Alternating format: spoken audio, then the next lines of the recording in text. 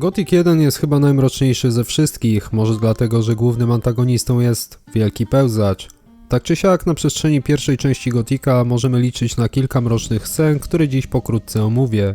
Zadanie z Królową Pełzaczy jest jednym z najciekawszych w Gothicu 1. Zostajemy wysłani przez Korkaloma do starej kopalni, gdzie musimy odszukać gniazdo pełzaczy i pozyskać coś więcej, co pozwoli przyzwać śniącego. W toku zadania dowiadujemy się, gdzie znajduje się gniazdo.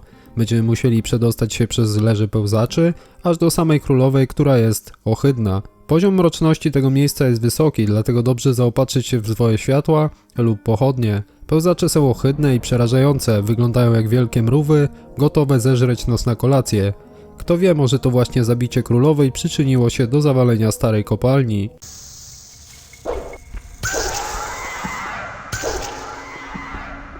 Bal-Lukor i jego opętanie, cmentarzysko orków, to jedno z najbardziej klimatycznych lokacji w całym Gothicu 1. Orkowy język na podporach czy grobowce, w których znajdziemy przy mumiach cenne przedmioty. Musimy odnaleźć fragmenty orkowej inkantacji, która w zamyśle miała rzucić trochę światła na wizję śniącego. Mrocznym aspektem tego miejsca jest również sam towarzyszący nam Bal-Lukor, który nie może poradzić sobie z niepowodzeniem zadania, więc decyduje się nas złożyć w ofierze śniącemu. Nie! Panie, przemów do mnie! Śniący! Ukaż się swojemu słudze! Nie! No to koniec. Teraz całkiem mu odbiło. To wszystko twoja wina! Twoja bluźniercza obecność rozgniewała wszechmocnego śniącego! Teraz ja będę musiał ponieść karę za twoje grzeszne czyny! Muszę złożyć ofiarę, aby przebłagać mego pana! Ofiarę z człowieka! Wtedy śniący znów spojrzy na mnie przychylnym okiem i uczyni mnie swoim sługą. Gin, niewierny psie!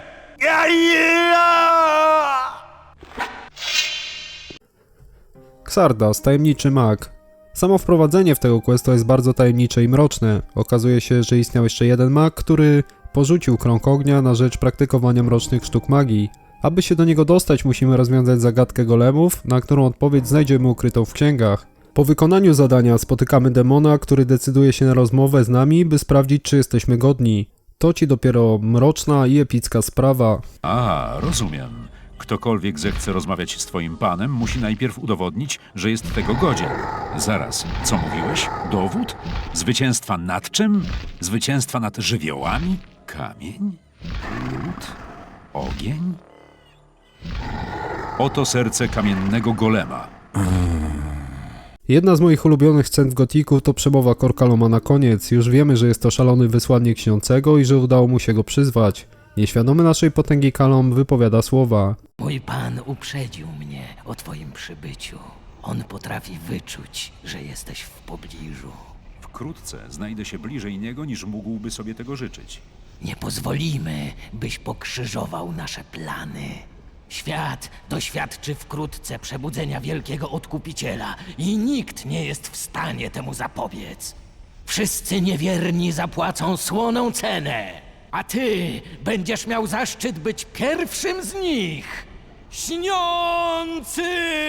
Zbudź się!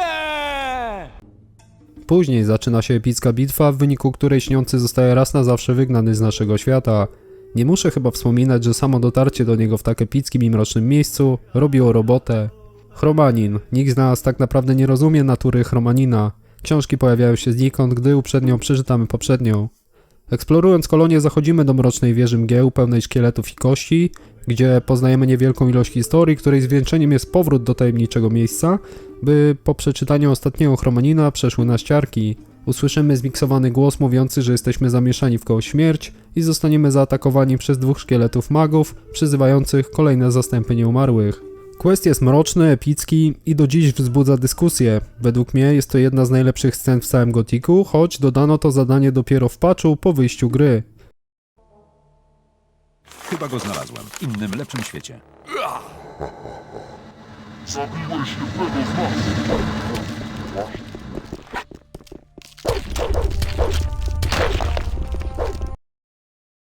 Dajcie znać, które sceny według was były najbardziej mroczne w pierwszej części Gothica, a już się z wami żegnam, więc trzymajcie się, cześć!